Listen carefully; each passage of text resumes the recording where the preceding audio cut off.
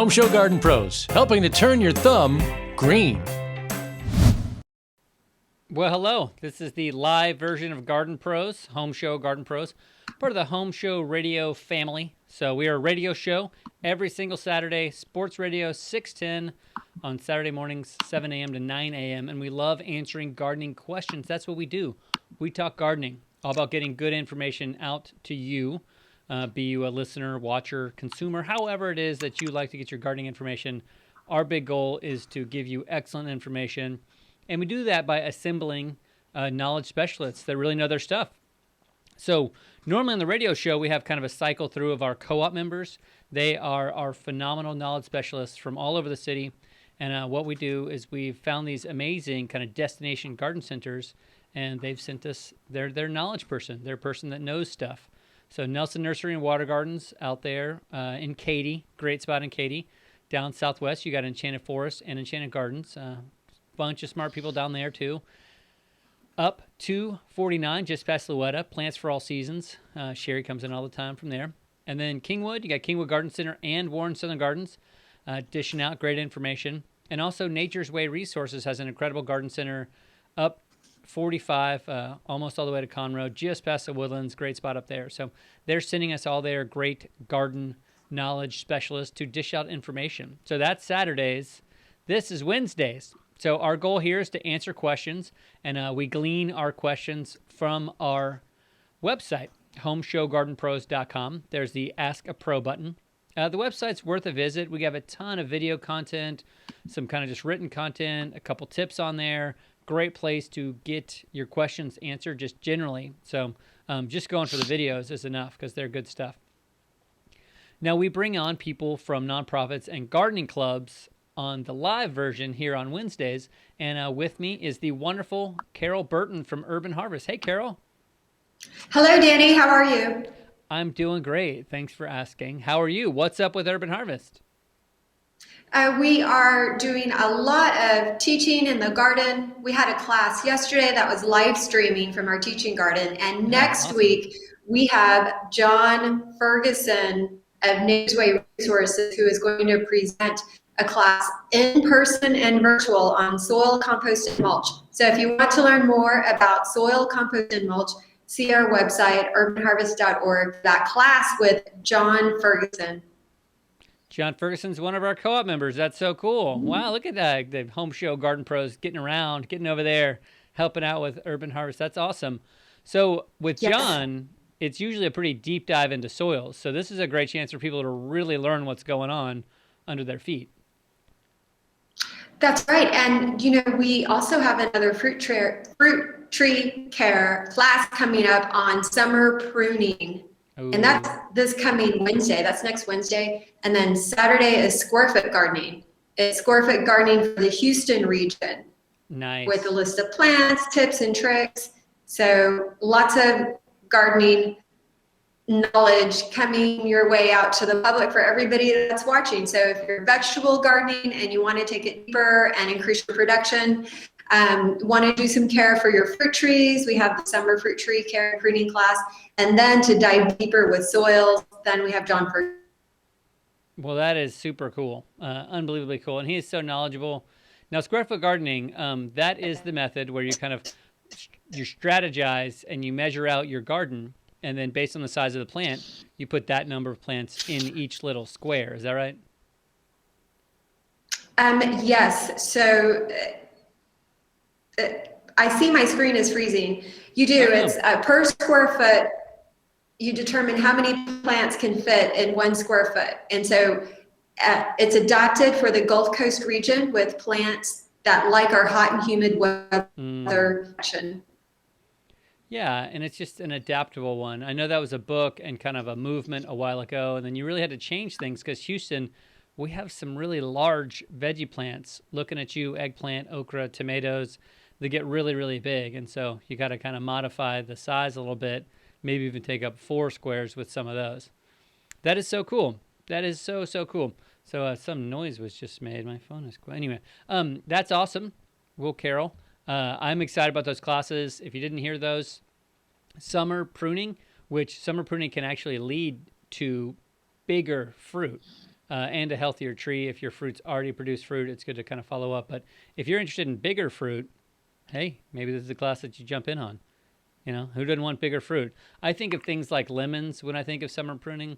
And I don't know if you guys cover that in the class, but would I rather have 250 small lemons or like 125 really big lemons? The answer for me is pretty easy. I'd rather have those big lemons. There you go. Well, for our school gardens, we actually like 125 small lemons, so everybody can take home a lemon. Yeah, We actually like that's awesome.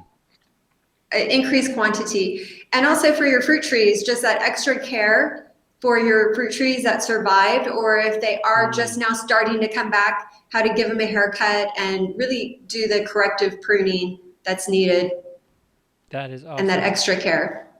I love that. I think that's wonderful. That's so cool. Great classes coming up. Where do people go to kind of sign up, learn about these classes? When you go to our webpage, urbanharvest.org, go ahead and click on classes and you will find that. We also have a free short edible guide to gardening, a series of 5 videos that you can access by registering, and then you can get started in gardening. We also have Bob Randall's book, Year-Round Gardening for the Houston area, that is now available for purchase online from our website. This is really new for us in selling it and vending it on our website. That's awesome. So urbanharvest.org, go to the classes page. And, you know, we do manage the largest farmers market in the state of Texas on Westheimer. And we also have now a mobile food truck delivering fresh produce straight to communities in need. For folks with SNAP benefits, can double their dollars with our mobile market and also at the farmers market. So any produce, we will match SNAP benefit dollars to basically give a discount on fruits and vegetables from farmers. Oh, that is absolutely phenomenal. What a cool thing. You guys are doing so much, and it's always like new creative things, solving the problem of food deserts, solving the problem of getting local farmers their food into the tables, the kitchens, the mouths of people who need to eat it. I love that so much. Urban Harvest doing an awesome job. So we're here to answer your gardening questions. We have some questions already prepared, but we love it when you put a question in the comment and we can get to that. And we have 2 here from Perry. Perry says, I inherited 2 blueberry plants when I purchased my home a year and a half ago. This year, one is full of berries. How do I know when they are ripe? The only thing I know about blueberries is I can buy them in a packet at the groceries. They're in muffins, and there's blueberry cereal at Halloween. Perry, wow, you know a lot about blueberries. That's really incredible how much Perry knows. No, so blueberry care, how does Perry know when they're ripe? Okay, blueberries. Just basically look and see that you have the deep blue color, and then do a taste test. So that way you can test the sugars, the flavor, and obviously when it's too soft, then it's past ripe. So you want to hit that mark of when it's just at the peak of its flavor, when it looks like a big juicy berry that you would buy at the grocery store. Just kind of make sure it has that color. And since we're growing it, sometimes it might be on the smaller side, but just check for the color and do a taste test. That's awesome. Yeah, I feel like it's like a gray green almost, the pre-ripe, and then it just goes to that color you're used to. So, and one thing sneaky about them is they can kind of have a little powder on them, and so when you're thinking they're getting ripe, you do want to do a little touch too to see if they're blue under that powder. That can be a little bit of a sneaky deal, and they are getting ripe now. I ate a handful off of my bushes this morning, so lucky for you, Perry. Good stuff there. That's awesome. Perry does have another question. Carol, is it cool if we do one more?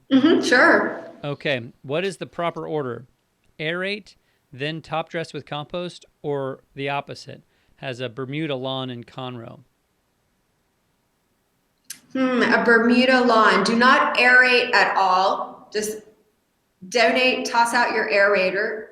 And maybe you can MacGyver it into a different type of tool, because once you add compost or humates, you are doing a wonderful job of rebuilding your soil microbes. So you will not need to aerate.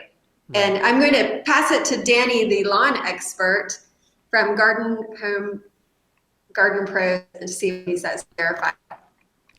So, I mean, I don't have anything to add. Other than, if you think about an earthworm traveling through the soil, eating microbes, it's doing a way better job of aerating than you could ever do it, right? It's going from, 1 inch to 12 inches, up to 2 inches, down to 6 inches, and just up and down, side to side. And we're putting these little 3-inch plugs in there. Now, what studies have kind of shown is that the results in the first 3 weeks are better, but then the results from then on are not better.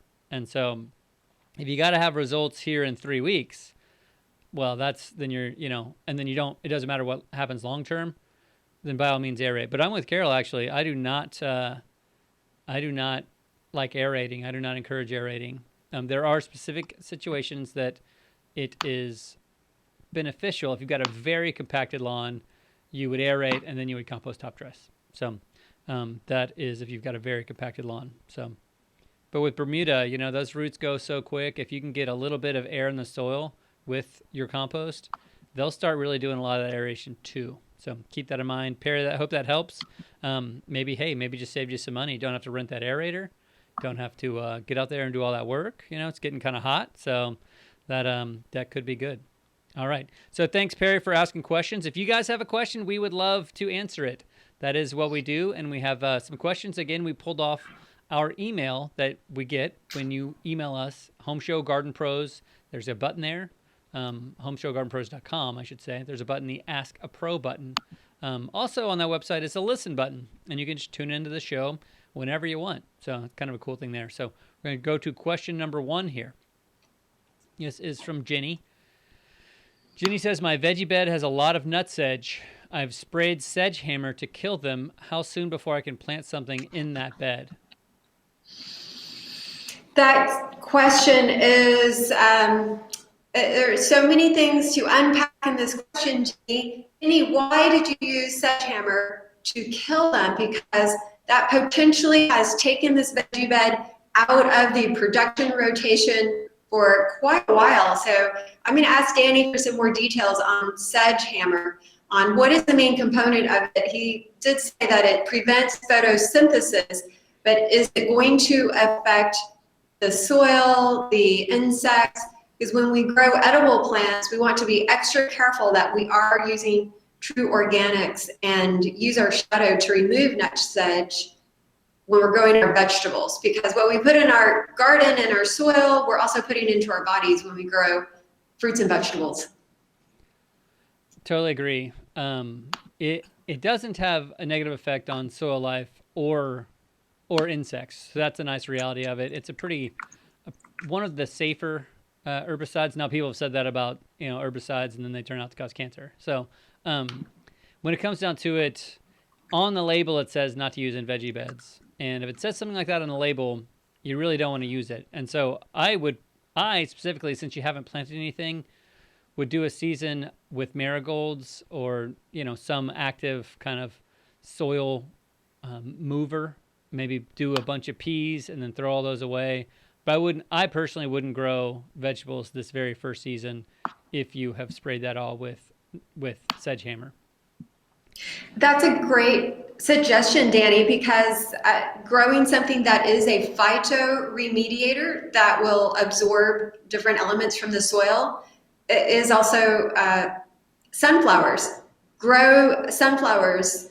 That would be a beautiful addition going into summer, and right now is the time to plant sunflower seeds. Nice. So maybe that's something too, is you can start training some bees to show up, and then your crops will get pollinated as you plant them and grow them. But I would give it a round of flowers, a round of something else before I started getting veggie crops in there, especially root vegetables and things like that. So, but another reminder just to check the label of everything, read it completely before you put it out, ideally before you buy it. That means doing research before you go to the store, right? And so that's the thing, is because you don't want to be tearing open the labels in the store. But they're like a little book. I don't know if you've ever seen them, but it's like somebody take the magazine to that bottle, and then you gotta read it all. So just keep that in mind before you do any herbiciding or pesticiding. So hope that helps, Jenny. Kind of a tough scenario, but your best bet is to get something in the ground that'll grow and feed that soil, but then also maybe turn it over enough that you're not dealing with an herbicide in your food. Mm-hmm. All right, next question. And, Danny, I do have something to add about nutsedge. Just the that nutsedge is a pioneer plant. So it's going to grow in areas where there is nothing planted. And so if you do plant it out heavily with flowers and just keep it densely planted, that will prevent the nutsedge from coming back. Or if you have other bare areas in your garden, either mulch it up or get ground covers planted and your soil covered so the nutgrass won't invade. That's right. If you want a lot of nutsedge, leave the space with no plants. That's a really true thing that people have seen over and over. I mean, also, those nuts are edible. People call them earth almonds on different part of the planet in different languages. But the little nuts are edible, and some varieties are tasty and some are super bitter. But that's all to say is that you want to deal with that in a way that's not herbicide in your veggie beds. Molasses is a great option that'll slow it down, and a few repetitive treatments will end up kind of stymieing it all the way. There are options, but it's also not that hard to get out in the veggie bed because you're loosening the soil up. The soil is pretty loose, and veggies like that kind of disturbance a little bit. So, okay, on to the next question. Let's hope this is a happy one. Oh, wait, no. Danny, I've got a plug for our June 8th class with Mark Merriweather. Texas Foraging is going to have a class so we can learn about which weeds in our garden are sort of good guys we can eat, we can attack the enemy and eat them, and which ones we just want to get rid of and not have at all that are not edible. So we do have that edible wild plant foraging class for vegetable gardeners. Yeah, eat the weeds. Absolutely. That's great. Nutsedge is one of those. We got another question about dayflower coming up, and that's an edible one. Kind of cool. All right, here we go. Question number 2. It's from Cody. Cody says, what's a good plum tree to plant on the cypress area? I knew this was going to be a happy one. Thinking my buddy told me Black Beauty, but he was down in Texas City. Probably not Black Beauty. That's the name of that horse. But what do you think, Carol? What's a good plum for cypress? Thinking maybe 500 flowers. Oh, you want to go with a variety with more than 500 chill hours? No. In Cypress, max. Texas? No. 500 max is what I'm saying. Yeah. Okay, well, the Gulf Rose plum is about 275 chill hours, and the Gulf Rose plum is just gorgeous fruit, nice rose color. I would recommend that one. And I would also, if you have the Black Beauty plum available, I would go with that one because I think that for Texas City and the Cypress area, those plums would work well because the climate is getting a little bit warmer. I mean, we did have that major freeze this winter, but in general, we are getting less chill hours. So then that you would always have fruit with those plums. And so I'll pass it to Danny to see which other varieties would you recommend? Thank you. There is a Gulf Beauty that would be a kind of a co-pollinator with a Gulf Rose. There's also one called Gulf Blaze. To me, there is a beauty plum. And, if you have the really, really low chill hour plums and you're up where you're getting kind of even late frosts, it will nip those flowers off a little bit sometimes because the earlier the chill hours, the earlier the plant fruits. And so I have truly enjoyed having the Gulf series, Blaze, Beauty, and Rose in my garden because they're beautiful flowers, they're nice medium-sized trees, and you get a lot of fruit every single year unless you have a freeze. And so that's 1 in 10, basically, I've been nipped. And so 2 out of 10, maybe you wouldn't get them. But if you tried to go a lot higher in the chill hours, you're talking about not getting fruit, very often at all. So, yeah, that Gulf Beauty is a great one to go with. But there is also Beauty plum, very tasty plum, and its kind of pollinator partner is Santa Rosa. And so those are 2 to go with there. Great information. Do you mind telling the good people out there what chill hours are? So that's a total number of hours of cold weather that the fruit needs to break its dormancy for producing flowers and setting fruit. So if you don't get that number of chill hours, then that year we will not break that dormancy to be able to set fruit. You may get flowers and they'll fall off. I was at a store one time, Houston Garden Center, and they had a 1,200-hour peach called Sunburst. I was furious. I was like, I need to talk to somebody, but there was nobody to talk to, so I just left. I swore to myself I would never buy a fruit tree there because you can't trust the person you're buying a fruit tree from because they may be selling a 1,200 kilohour fruit. That peach tree will never make fruit here. So somebody bought it, planted it, and they're like, well, you can't grow peaches in Houston, and they're telling everybody they know that, and a few people are believing them, and then you've got people being like, oh, I heard you can't grow peaches here. So anyway. Well, that was my dad. That was my family when I was growing up because my neighbor had a peach. We would just like always climb in her peach when the peaches were ready. And that was so much fun. So we got a peach and we never got peaches and didn't know why until most recently. Wow. Yeah. I mean, it's wild. It's a vicious cycle is what it is. It's a vicious cycle. Okay. Question number 3. Here we go. From Bethany. Celery has a garden diva reputation. Celery, especially in the hot South. Has anyone here tried to grow it? Succeeded? Failed? Marginal success? Great question, Bethany. This is a good question, Bethany, because every chef in town wants to grow celery because celery is what you use for your soup stock, just so many recipes as a foundational vegetable just to enhance flavor and high in silica. So lots of great things about celery. So you're right, we're down here in the hot South.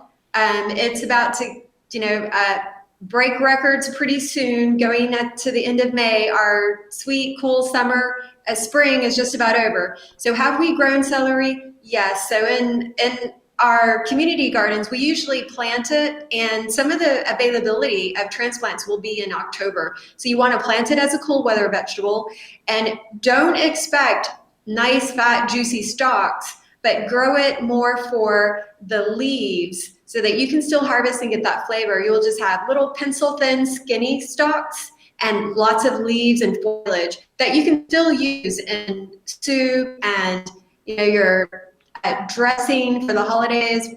So basically wait until October and see if you can find it at our local nurseries. That is when it will be available. Have you are you familiar with the food ants on a log? Yes. Where you get the celery, peanut butter and the celery, yes. And then you put raisins on there. Yeah, it's a yes. favorite of mine and my friends when we were growing up. But that's not the celery. You're saying that kind of celery is not what you get. Well, it is not, because it will be too rough and stringy. And so you've got to adapt that recipe, Danny, for our Gulf Coast region, and just go out and pick a charred leaf. And so we've got to make, instead of ants on a log, we're going to make Taco Tuesday tacos from the garden with chard or kale for the taco shell, your peanut butter or sunflower seed butter, and sprinkle some little like herbs and toppings on it. Or maybe some of Harry's fresh blueberries. Yes, or some blueberries. Yes. That would be good. That would be good. So it sounds like if you're in Houston, you got to expect your celery to be an herb. I mean, the way you use basil or thyme or something like that is the way you use celery. You chop it up, you use it as a base for a soup, sprinkling on top of a pasta dish. Sounds amazing, actually. And that's how I generally use celery anyway. So great. Mm-hmm. So it's a winter crop. Yes, for the Houston area, the cool season crop. Awesome. Cool. Well, thank you so much. Great info. On to the next question. Here we go. From Joni. Anyone you having watermelon in the ground? She's asking, does anyone have watermelon in the ground? How's yours doing? And then she lets us know. She gave us an update. Ours is slowly coming in. So. Okay, so Joni, good job in having your watermelon planted at the right time of the year, because a lot of folks don't plant it until we get the watermelon at the market in June and July. Right. So we got some more watermelon transplants in the ground yesterday, and I have a seedling coming up in my garden. And why is it slowly coming in? So we'd have to go through the punch list to troubleshoot, how is your soil? We've had a lot of rain and cool nights, so maybe that has slowed it down a bit. And with this warm weather and spring transitioning to summer, I think it's going to take off. I think it's just still right now. It's just kind of waiting for the cool weather to warm up. So if you've got great soil, nicely mulched, it was well composted, all of those other things in place, and I think it's basically our temperature. Yeah, and with watermelon, like you're saying, you want to get it in the ground earlier than you think. Not too early, because if it's too cold, nothing happens. But then it grows and it starts growing slowly. But then if you've got the good soil, it explodes. This seems to be like all squash, cucumbers. It's like they start kind of slow, and you're like, is it going to grow? What's going to happen? And then boom, you've got so many that you're having a hard time keeping up with them. So, any good fertilizer tips for watermelon? Any other like care things that she should be aware of? Well, if she has a lot of seedlings in a group, you'll definitely want to thin it to one or two, because one plant needs 8 square feet of space. That's how much space it needs. It's a lot. And so I'm kind of interplanting watermelon in my garden bed. And so this year I actually gave it 3 feet. I gave it 3 feet because I want some room for it to spread around. And basically a constant supply of water, because we will get through these high peaks of heat and really dry things out. So just keep your water constant to get a nice production coming in. And microlife, what would you say the rate of application for organic full spectrum plant food would be? I mean, I would put down, depending on the plant, maybe a half cup every, month, or maybe a quarter cup every 2 weeks, something like that.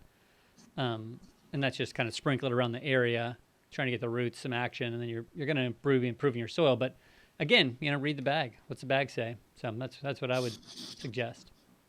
It's interesting you said that about the constant water, though, because the one year I had amazing watermelon was 2011, the drought year, and I had funneled my my AC drip water, the AC like condensates and drips off water, into a barrel, and that barrel went into the garden, and basically the hose was right at the watermelon all year, and so it had very consistent water kind of every single day, every single second. And that was the one year I had an absolutely banner crop of watermelon. So it's interesting you say that.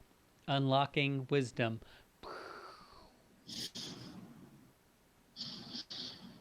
Okay, do we have another question? Are you so impressed with yourself? That was like really. I'm like, oh, are you talking to me?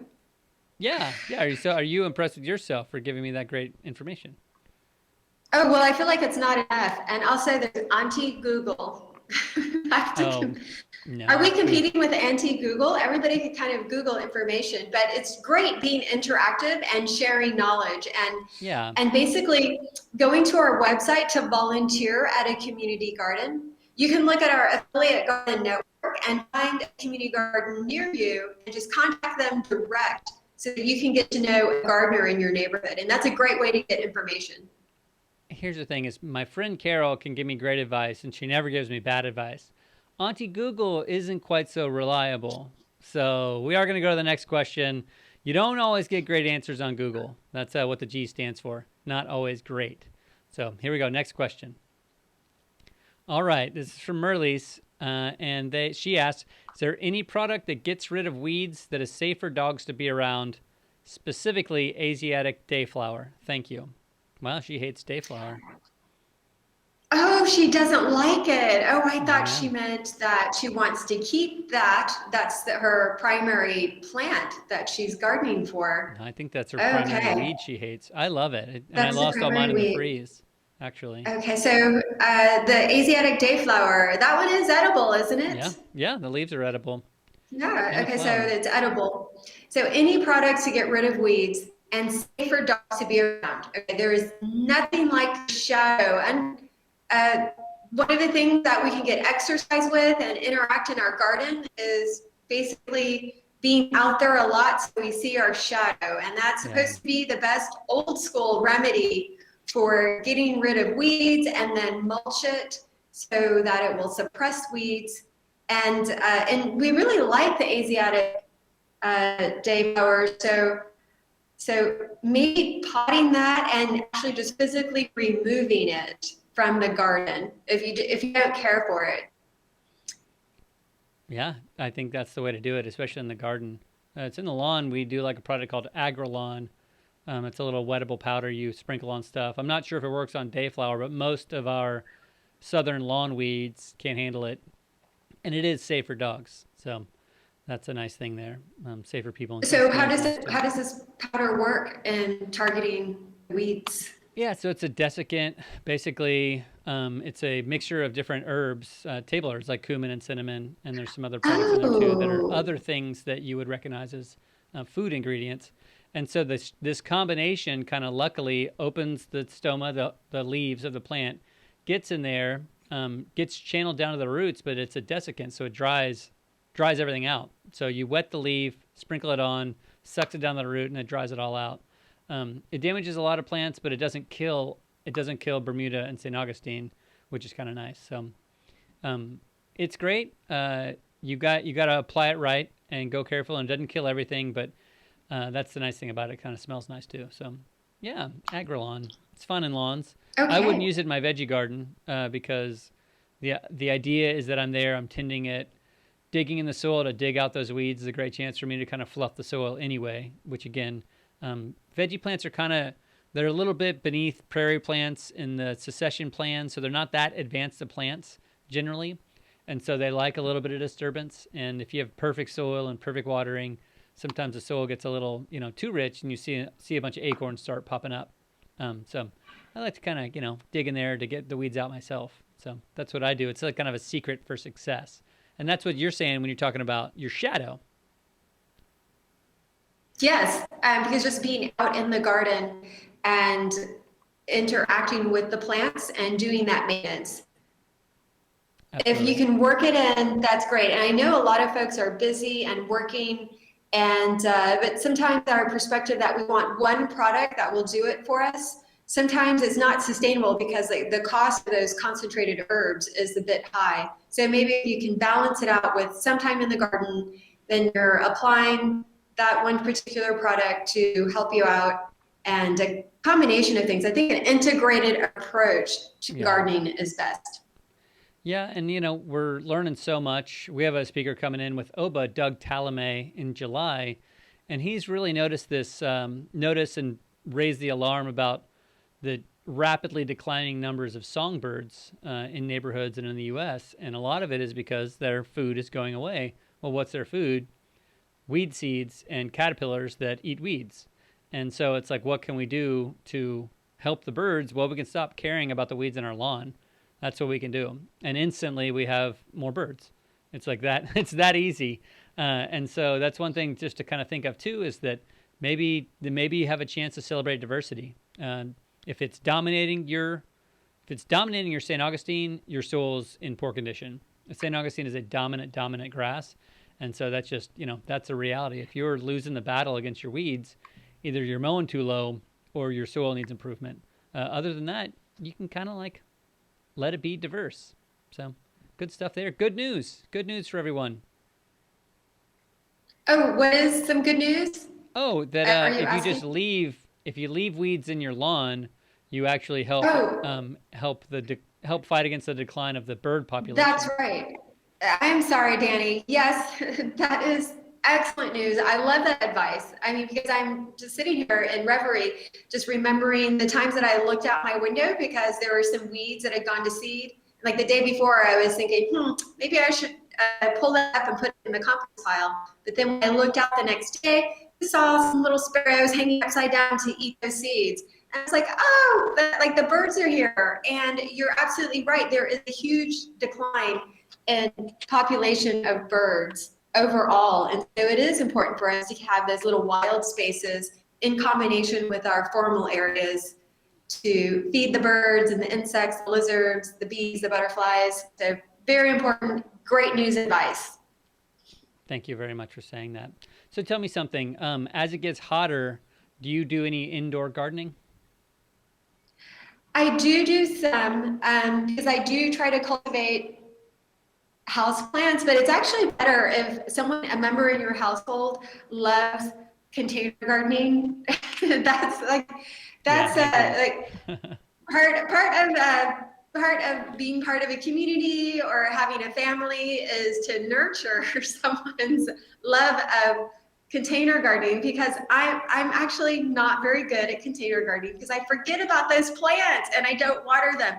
So actually succulents, I do really well with succulents because I can forget about them and they still look gorgeous until I pay attention to them and a little bit more care, then they sort of take off. Yeah. So I have indoor house plants to purify my air. So I have the sansevieria and the money plant and the peace lily to bring good energy inside my home. That's awesome. Yeah, I need to get some sansevieria. Well, we have Mary Gonzalez. She's from Nelson Nursery and Water Gardens, and she's going to teach us some about how to have great succulents plantings in the house. So here we go. Over to you, Mary. Super. Hi everybody, it's Mary with Nelson Nursery and Water Gardens, and succulent bowls are a wonderful gift to give somebody because they're super simple and easy to take care of. I'm going to plant one up right now so you can see how easy these guys are. I'm using a mix of a premium potting soil and expanded shale. The expanded shale is going to add in fluff and make sure that this soil drains very well because succulents don't like to be moist all the time. They like to have their roots dry out, and that's why they have such thick leaves. They store their water in the leaves here. So I'm going to take this little sedum and it's going to go in the back side here. Add in this guy on the side. And these are wonderful to have on patios. If you don't have a lot of room, you can put them on a desk inside even. I have these little guys, in fact, sitting on my windowsill in my kitchen, and I just love these guys. Take him out of here. There we go. This guy's really cool. You can get these in all sorts of different colors. We're gonna add that in there for the height and the color there. All right, I'm gonna finish out by adding in the extra soil, plants around here. And as I was saying, succulents are super easy and simple. The biggest mistake people make with succulents is giving them too much care. You don't have to care for these guys that much. Honestly, watering them about once a week is pretty much all they need. You don't want it to be super moist. Thanks, Mary. Great advice as always. And man, I couldn't take my eyes off that little pop of red on that top of that little cactus. That was so cute. Any thought about those are gorgeous succulents. Yeah, I love her advice. Yeah, me too. Me too.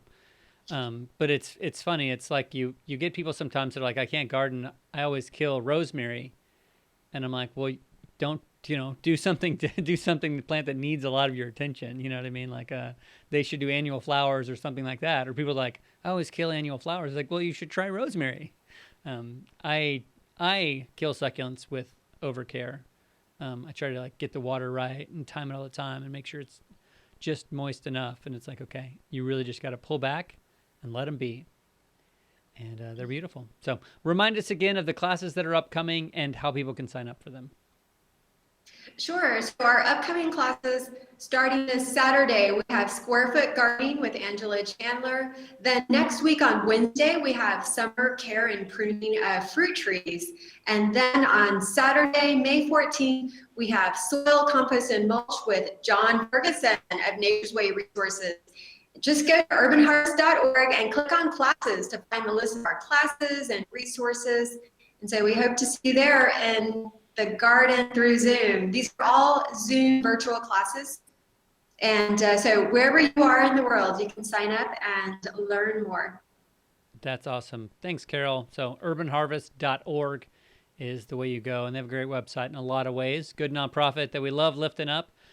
For more information about our show, every single Saturday, 7 a.m. to 9 a.m., we do our radio show, Home Show Garden Pros.